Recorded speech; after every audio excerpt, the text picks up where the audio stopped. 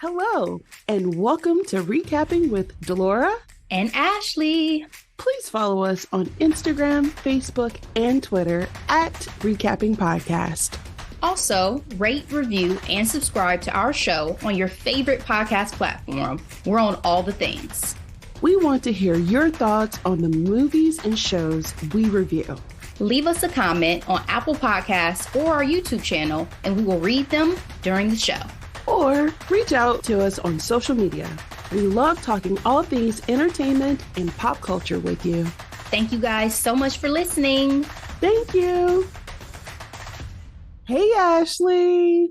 Hello, darling. How are you? I am great. It is cancer season. Okay. Here you go. My birthday is next week, sis. You know, Indeed. I am living it up. How about yourself? How are you? Well, first of all, what plans do you have for your birthday before we get to me? Don't put me on the spot like that. Is this a secret? Something you can't share what you and Dave getting into this year? I mean, no. Because I don't have anything officially planned. That's why I'm like, no. Okay, so I have a massage scheduled, and my honey made reservations at a really nice restaurant. So I'm super, super excited to be very bougie. And we were just talking about all of our bouginess before we started recording today, guys. We're kindred spirits. Absolutely. And on top of that, like every Black person in America, I celebrate my birthday the entire month. I'm seeing Beyonce in Chicago. So yes. What's your date again? Give me your date. The 23rd. The 23rd, girl. You might have a little gift on the way from me, so just be on the lookout. Oh, yay! Just be on the lookout. You know what song is going to be on rotation? Comfortable in my skin. I am. I'm just so excited. Like, you know, again, it's a blessing to age and live this life. So absolutely. God is good. Absolutely. Only getting better. That part. In all ways. Only getting better. But nah, I'm good. I cannot complain. Speaking of massages, I just had a massage earlier today. So I am feeling good, relaxed. I needed a little self-care after being on my feet forever. I was telling my massage therapist, I said, listen, the feet need some love today. Girl, I can only imagine. They're still recovering, poor things. But you know what? I have to give a shout out to my girl, Diana, who I worked with. We were on the same team. I was telling her, I was like, I don't know if I can do this another year. She was like, you say that now, but once you have some distance from me, you're going to be excited. And I'm already excited to do it again. Like, I'm like, you know what? I'm going to have to go back because I had a really good time. Shout out again to the ABFF folks. Love y'all. See some of y'all living y'all best lives going to the BET Awards too. Call me next year, okay? It's nothing but a flight. That part. Oh, very nice. Super exciting. All right, Ashley, let's go ahead and get into a few of these headlines. I am looking at Essence.com. 5 months after having their third child, John Legend and Chrissy Teigen welcomed their fourth via surrogate. This is hot off the presses, Ashley. As you know, Chrissy gave birth to their third child in January, Etsy, and we have little Rin, Alexander Stevens. Chrissy took the time to explain their journey. She went into details, stating that she always had a dream of having 4 children. And after the loss of Jack, which was so sad, they tried surrogacy and she tried to carry the third child, which was successful. Now they have little Rin. And I love that this baby's birthday was born on Juneteenth, which is iconic considering how, John Legend's, social work is legendary, pun intended. So good one. How sweet is this, Ashley? I love to see it. I thought the whole commentary she gave about always playing with 4 dolls, wanting to have whatever the little thing was that had 4 babies in it. I'm like, being a celebrity must be so weird because it's not like you have to justify why you have another Exactly. child, but I guess people, like to know this level of detail about their favorites out here on these internets. So I thought it was super sweet. I love the picture of the with all the kids because the 2 oldest are getting Yes, big. they are. Oh, yeah, kids grow up so fast. They Goodness do. gracious. But yeah, They look so congratulations. What cute. a beautiful family. I like them a lot, always have. So I'm hopeful that this, they're continuing to be able to mend emotionally from, what they went through, unfortunately, with the loss of their son, which to your point was so heartbreaking. Like I remember seeing those images and stuff, and I was like, oh my goodness. Yes. Um, but I hope that, again, this brings him happiness. And I love Chrissy shout out to the surrogate and the ode to the surrogate with the middle name. Yes. And because that's a very special relationship, it seems like you would Absolutely. have. So definitely appreciate that. That was very thoughtful. But just overall, congratulations to them. John Legend will always have a special place in my heart as an Ohioan. So First of all, John Legend, oh, love him, love him. His first album, oh, everything. And he's a friend of the pod. So shout out to him. Our next headline, Ashley, I'm looking at Variety. Wheel of Fortune. Ryan Seacrest takes over as host after Pat Sajak retires. Girl, talk about keep a job. right. Literally, Pat Sajak announced his retirement after 41 seasons. And there were rumors immediately saying that Ryan Seacrest was the lead or the first candidate that the producers were looking at. Other people who were potentially up for the job was the one and only Whoopi Goldberg, who actually stated on The View that she wanted this job, Mm. as well as the legendary co host, Vanna White, who has filled in for Sajak a couple of times in his absence. So, Ryan, in a long ass statement, also decided to say that one of his first jobs was a little game show called Click. And it's also interesting because this is his resume so far, especially his high profile jobs. He has taken over America's Top 40 from Case and Kasem. He has the New Year's Rockin' Eve. He got that from the legendary. Dick Clark. Exactly. And now he's stepping into very huge shoes for Wheel of Fortune. Lest What you forget that he stepped in for Live with I was Kelly. getting to that too. Yeah. Because in his exit interview from there, he talked about it's okay to close a chapter and look forward to a new one. And what's next is probably going to be something that you didn't see coming. And in the final line of this particular article, it says, and that next chapter will include spinning the final wheel. Ashley, are you going to watch? That's an interesting question. I'm pausing because it's an interesting question because I'm not a regular Wheel of Fortune watcher. Like I catch it on occasion, but I will obviously, as I always am, when you're passing the baton from something that's so legendary, be curious to see how the next folks fare. I mean, we've now seen this with Jeopardy. We've seen it with Price is Right. Price is Right was a huge one for me because Jeopardy I was huge grew for up me. watching Yeah, Bob Barker with my grandma. You know exactly. what I'm saying? So I'm definitely curious. I will say when I first saw the news, I was as disappointed as I was when it was announced that he was the host with Kelly on Live with Kelly and Ryan, because it just has always seemed like when I see a Ryan Seacrest announcement, it's like, well, y'all went with the safest choice possible. Like Ryan is a sure Possible. thing, right? He Yes. is seasoned. My guy is seasoned in the hosting game.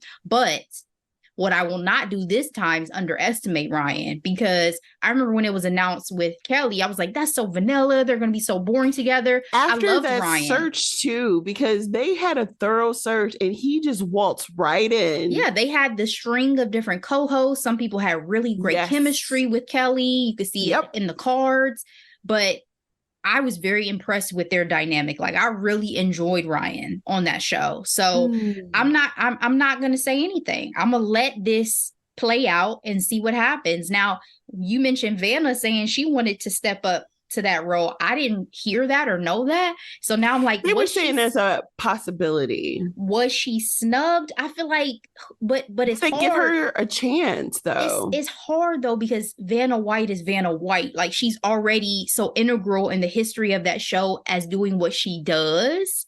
So to get her to move over to the host, I couldn't see the network doing that. But that is probably a bit of a snub. Now, Whoopi knows she ain't got time in her schedule to be hosting 2 different regular shows. Like, Whoopi, you also an actress. You're a comedian. You show up to regular things in Hollywood. Like, you ain't got. She's an author. She's a businesswoman. Yeah, you ain't got. Yeah, he has 6 jobs. Ashley: Idol, On Air with Ryan Seacrest, American Top 40, New Year's Rockin' Eve, and his morning show for LA Kiss FM. This is why he looked like he almost had a mini stroke that one time on TV. He needs to get some sleep. He needs to relax. I don't know when he gets downtime. Like, Ryan, I mean, I know Ryan is very wealthy at this point, so it's not like he needs these checks, but I guess it doesn't hurt. I guess it doesn't hurt. Wow. Wow. And just think about the legacy that he's going to have now on television. That is what I'm going to say. Vehicles. Like, we are witnessing history at this rate, because his run is legendary. It's crazy. Again, I listed 3 iconic shows that he has replaced and continues to do on a regular basis. Is Ryan even in his 50s yet? I don't think so. My guy still has some runway. I mean, I'm like, is he going to be the new Regis? You know? Let's see. If he's in his 50s, is early. 48 years old. Yeah, my guy still has a lot of runway. He started young, though. I know he had the blonde tips and everything. Tips. Yes. He was in his boy band era. Yes. He started very young. I love it. And he's been in the business for like, what, 20-some years? Yeah, goodness, that's what I'm saying. He's seasoned. Like, when you see Ryan, you're like, oh, I mean, y'all ain't even want to gamble. Like, y'all ain't even want to play the game. He had a whole network. He had E! News on lock for years. Let's not forget, he's still making money off the Kardashians. Like, that's the gift that keeps on giving to Ryan right there. So I'm saying, it ain't like he needs the checks. At this point, he's just playing the game. That part. Wowzer. All right. Well, congrats, Ryan. I don't know if you need that from me. From us, my guy, up top. Up top at this point.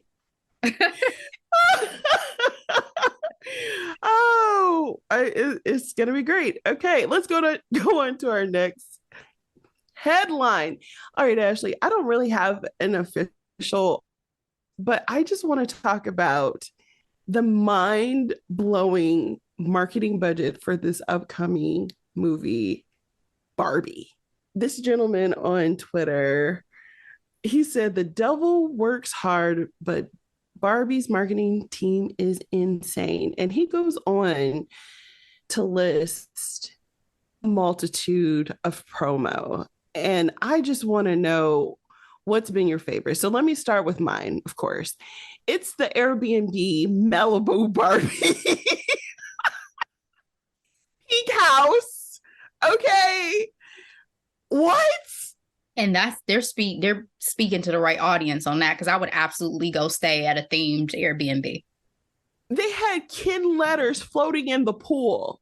You can spot this pink house in Hollywood, in Malibu Hills, from a mile away. Let me just run it down. They have Barbie's dream car. Corvette? Yes. It looks realistic, like driving game, I should say. They also have a hotel decked out in Barbie theme, Aldo shoes. You can get the cute platform heels. Progressive. Ruggable has a Barbie collection. This is Pinkberry, master marketing. Pinkberry has a flavor for Barbie. And then, of course, OPI. This is, first of all, I'm loving all of this personally. Do not get it twisted, okay? There's pink luggage, there's clothes. I think the Progressive commercial took the cake before the mansion for me. How about you? This is all news to me because I have not kept up with everything, but from the sounds of it, this is master marketing. Every time I see the cast and I see new photos, new images, I'm like, y'all already know y'all have a hit on y'all hands because like this is an American staple that's finally being made into a big budget blockbuster feature with some of our faves. I mean, you got Ryan Gosling, you got Issa Rae, you got Margot Robbie, you got Simu Liu, you got Dua Lipa, you got, I mean, all sorts of people in this cast. Like, this is going to be a hit. And I guarantee you, Mattel is throwing in on that budget because they like, y'all helping us sell Barbies to every new little girl in America and beyond. Listen. Like, Barbie has always been an institution, but this is helping the next generation fall back in love with Barbie. Exactly. And renewing those trademark rights. Seriously, that's why I said Mattel's like, listen, let me go ahead and throw y'all some coins. Like, why do y'all think Disney is doing these live action movies? It's to retain all the rights to the stories for another X amount of years. So, yeah. I'm super excited and I'm grown. So listen, it's the small things in life, right? And like, it's just so irreverent. Like, I just love it. Love it so much. I mean, they're on the freaking cover of Time magazine. Ironically, they're not wearing pink. I am surprised by that. Yeah, I saw something where they were like, the only person who dressed in pink for some photo shoot was Margot. Everybody else didn't get the pink memo. Somebody was like, I need for them to step it up by the time the premiere comes because they looked kind of frumpy for this to be Barbie, but who else is bringing it though? America Ferrera has been killing it so far on the press run right now too. So yeah, I guess I got to get me some Barbie merch to go sit and watch this in theaters. That's what y'all are telling me. So okay. I don't know, but I've just been blown away by this marketing. It's so hilarious to me and I'm here for it. All right, so girl, this is insane. Again, courtesy of the internet. Pink, who is always on tour. Let's not get that twisted. Flying through the air, acrobat style. Exactly. Yes. During her song, Just Like a Pill, a fan decides to throw a bag of white powder on stage and confirms that it is their mother's ashes. Pink then said, I don't know how I feel about this. And continues to sing. Since she has not made a statement on that particular incident, but I just had to talk to you about this because what are we doing, Ashley? At least she ended up with a black eye like BB Rexa recently. I mean, I guess I'll take ashes. First of all, that really pained me because I love BB Rexa. Even if I didn't, that is just uncalled for. It was assault. I mean, he should have been arrested and charged. And then she was on line talking about she's okay with a black eye. I'm like, sis, it's okay to say you're not okay. Okay? Yeah. Yeah. Exactly. Unacceptable. But it's just weird. I mean, people are odd. And I'm not sure. I mean, bringing your mother's ashes is one thing. You want to honor her. She was a big Pink fan. I get that. You can take a picture with Pink later and say, oh my God, my mom loves you. But what do you think she was going to do with your mother's ashes? I guess at least you bagged them and didn't just, imagine the dust just flying up in Pink's face. She'd be like, what? And it was somebody's ashes. You know what I'm saying? So at least there was respect. But what did you expect her Fandom to is do? such a weird thing. What So did you weird. what did you expect her to do? And did you hope to get them back? What if you didn't get them back? Exactly. What if And they had these to go through and check stars, these ashes, make sure it's not, I know we're out past the stage of like anthrax, but I don't know what people throw up there. Coke? awful. I think it was a bad idea. And I hope Pink is okay because that is borderline traumatic. Okay. Wowzers. Okay, let's go ahead and get into these hot topics. So, it has been announced on Monday, June 26th, Hollywood Walk of Fame class of 2024 are. So, it's broken up in categories, and I'm going to highlight the people that we love. The great Chadwick Boseman, Kevin Feige, Gal Gadot, Maggie Gyllenhaal, Chris Pine, Christina Ricci, Michelle Yeoh, under the category of motion pictures for television. We have Eugene Levy, Mario Lopez. We have Kim Jong, the great Sheryl Lee Ralph, Kerry Washington. For recording, we have Tony Braxton, Brandy Norwood, Gwen Stefani, and Dr. Dre. And then for live theater, live performance, Joan Cusack and Otis Redding. And then for radio, we have Angie Martinez, and sports entertainment, Billie Jean King. Again, I am highlighting people that I have loved and cared for many, many years. Congrats to the entire class. What are your thoughts on this year's selection or 2024 selection? I'm always surprised by some people who don't yet have a star. Like I would have thought Brandy already had a star, given how beloved she was in the 90s. True. But I also be wondering, when are they going to run out of space? Like how much space I is there? wonder if it's a year, but I believe honorees are responsible for their spot. So they're honored with it, but they have to maintain it. So I'm almost wondering if a star isn't maintained, then it gets you kind of lose it. Yeah. I don't know, because looking at this and Googling a little bit, I saw this article from The Wrap about the legendary celebrities who don't have a star and also like rejected a star. And I didn't know that you have to pay a $50,000 fee for the ceremony.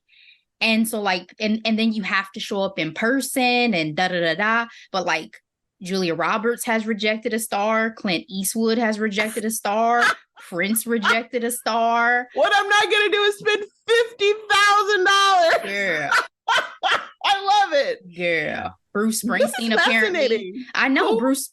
So Bruce Springsteen accepted, but then never showed up. So that's why he doesn't have a star. Because again, wow, you have to actually show up. Other people who that also happened to was Denzel, George Clooney, Al Pacino. Girl. And Brad Pitt and Angelina Jolie don't even have stars on the Hollywood Walk of Fame. So it's just like Beyonce probably don't got one either. No, it's just like to hear about certain celebrities of like that caliber that you just again always assume would have stars on the Walk of Fame. It's just interesting because I would have thought, especially those like Hollywood like big time stars. Yeah. Like in the stratosphere, right? Like, yeah. Interesting. Well, I appreciate that take because that is very insightful. So, well, congrats to the class. I'm sorry. One more. Will Smith does not have a star on the Hollywood Walk of Fame. I'm not surprised by that after you told me all the all of his peers. So, and Jim Carrey. He probably is not gonna get one or invited for one for a while. Maybe after the 10-year band is up. Yeah, even your boo, Robert De Niro, no star. So what are you gonna do? Not my boo. All right, let's go ahead and get to our next hot topic. Girl, I'm looking at Vulture. The Oscars can't speak to the greatness of Angela Bassett. Girl, I have up that same exact article. on this same day, literally, news came out that Angela Bassett will be awarded a governor's Oscar. This is usually a ceremony done before the televised Oscar. And more recently, we talked to how Samuel Jackson and Danny Glover recently received their honorary Oscars, so to speak. I'm not going to lie, my first impressions were like, this seems kind of crusty to me. Mm-hmm. But then, second thought, Ashley, I was like, well, what if Angela Bassett always spoke it into her, universe, her existence, that she was going to get an Oscar? If she's going to appreciate this, then I'm happy for her. But I'm like, y'all could have just given her, not even given, she earned that Oscar this season. I mean, this article went in and said that they could have given it to her because Jamie Lee Curtis isn't even the third best performance from Everything Everywhere All at Once. I was Again, but Jamie Lee Curtis is, for the most part, an ally, and I'm not knocking her, but I was not seeing it. Like, give it to Stephanie if you were going to give it to somebody from that freaking movie. And I told you, I agree with you. So Michelle Yeoh won, Key won, and what this article is saying, what you're saying, is that Stephanie was the third best. Which this was Stephanie's platform. Stephanie acted her ass off in that film. Period. She was the bad guy. Like, she acted her ass and off. I was rooting for her. But I always say what I think made Jamie Lee Curtis's role stand out is because most people have never seen Jamie Lee Curtis in a role like this. And so it was a stretch. It was interesting to see her play something different. But does that mean that this one role trumps the body of work of Angela Bassett over all these years when she has been snubbed and should have already received an Oscar? No. So to your point, when I first saw this news, I said, y'all can kick rocks. Exactly. And to do it this quickly, right after? Y'all look guilty. Y'all look guilty as hell. Right after? The dust hasn't even settled, and y'all like, okay, here's your Oscar. But she's a classy lady. And to your point, I'm sure if this was something that she had on her vision board and said, you know what, by the grace of God, I'm going to have an Oscar someday, then I'm so happy. But I also hope that she knows that this does not validate or take away from or prove love from us.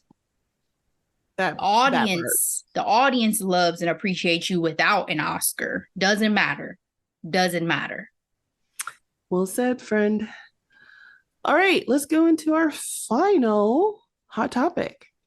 Variety, Beyonce, SZA, Busta Rhymes win big at painfully long BET Awards. Apparently, it was 3 hours and 52 minutes long. What? Let's talk about some highlights. Migos performed. Quavo and Offset had a surprise reunion to pay tribute to the late Takeoff. That was touching for me. And Busta Rhymes won the Lifetime Achievement Award, and they said delivered a long and deeply moving speech about his own career and his mentors. Some noted winners of the actual awards. We have Album of the Year tied between SZA and Beyonce. That actually kind of tickled me a little bit. Best female R&B pop artist, SZA. There's another tie for best male R&B pop artist between Chris Brown and Usher. Best new artist, Coco Jones. I love that. Love that for her. I See You is my song. She's so good. I'm just so proud of her. Best male hip hop artist, Kendrick Lamar. Best female hip hop artist, Lotto. I was a little surprised by that. But you know what I love is I love the variety we have in this category these days. You know what I mean? Mm-hmm. From Lotto to our girl B Stallion, Cardi. We have options. Ice Spice. Girl, I'm trying not to acknowledge her, but I was surprised by Video Director of the Year going to Tiana. What's this? Spike Taylor? What is this? Who is this? I don't know, but I love her. She's so good. She's so talented. I was just talking to somebody about her the other day. It's like I know that she hasn't gotten the love that she deserves as an artist, but her creativity and her ability to use different avenues is just super important. And she's thriving in them. She's out here choreographing these new artists, videos and live performances. And isn't she somebody's like creative director now? She was working with Summer Walker. Yeah, I think it may be Summer. She was working with Lotto too. So I'm super proud of her. And plus her and Fashion Week also has been wonderful. It's still so funny that we got introduced to her on my Super Sweet 16. Like I cannot forget that. Her being Barbie. Ahead of her time, visionary. Best movie, Black Panther Forever. Best actress, Angela Bassett did the thing. Best actor, Denson Idris, even though we are pleading the blood of Jesus over that man.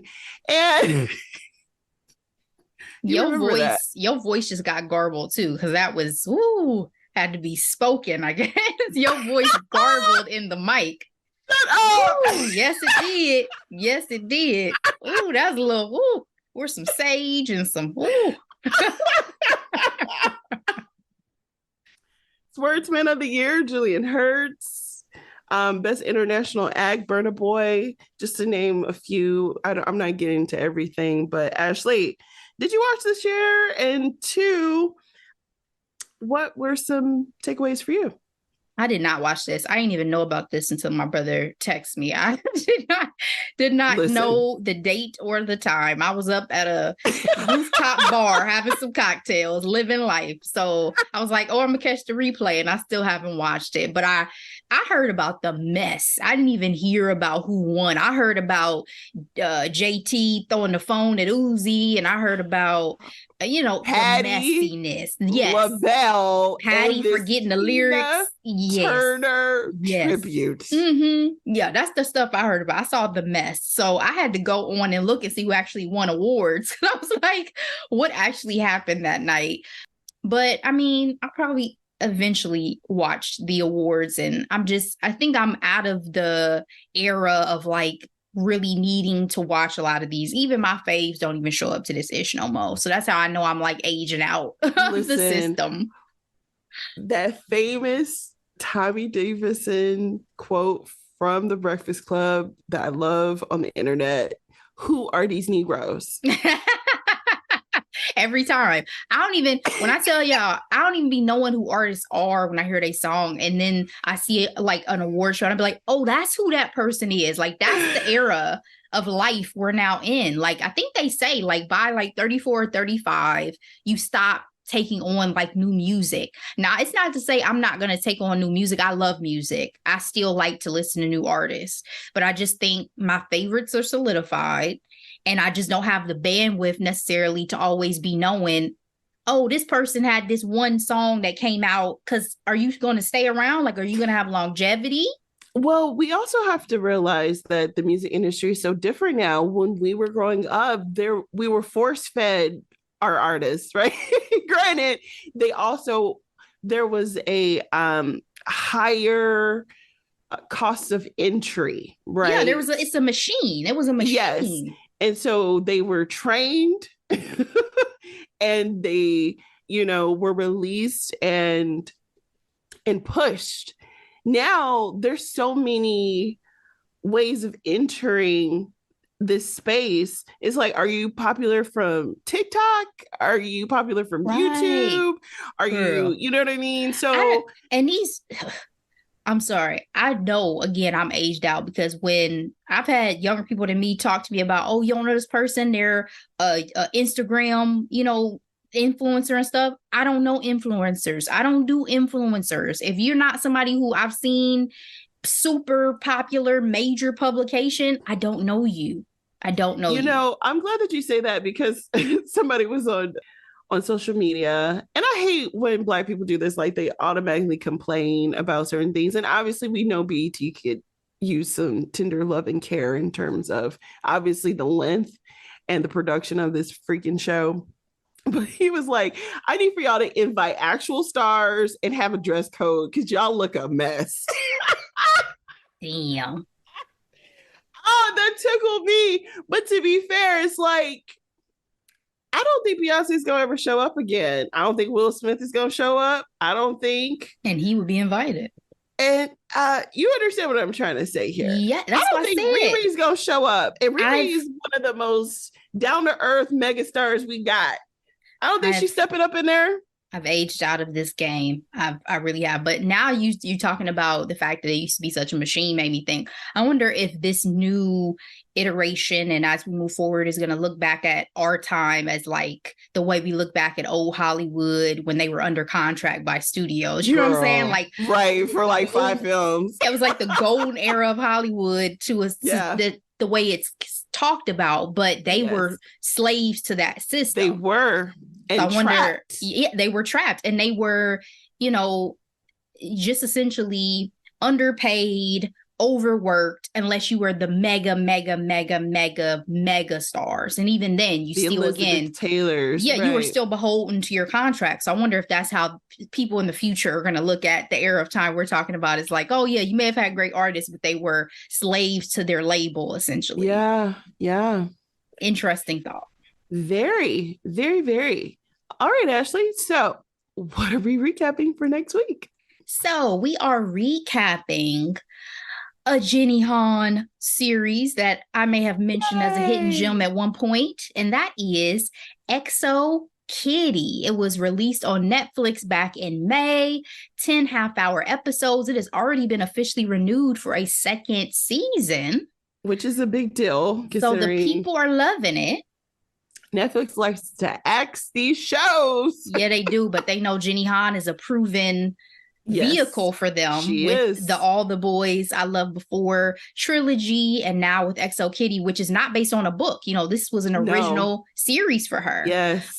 Which was, I'm sure, very exciting for her creatively. Absolutely. But I'm excited to get into this, Delora. We got some questions. We got some things to discuss in old Kitty's little love life. Because Kitty was busy. Very, very busy. She had a lot going on.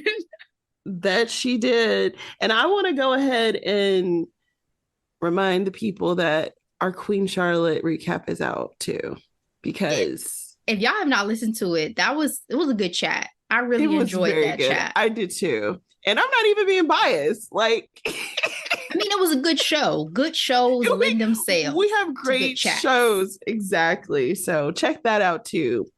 And go back and listen to our All the Boys I Loved Before recap as well, because we recapped that I think last all year. 3. Yeah, I think in our first year, actually. I think it's 2021. Okay, well, yeah, go back and listen to that too, so y'all are ready to dive into the world of XO Kitty. So we appreciate y'all. Be sure to share this episode with everyone you love, like, or indifferent about. Doesn't matter. We appreciate Get the word out, please. We appreciate y'all so much. We'll see you next time. Be blessed. Bye.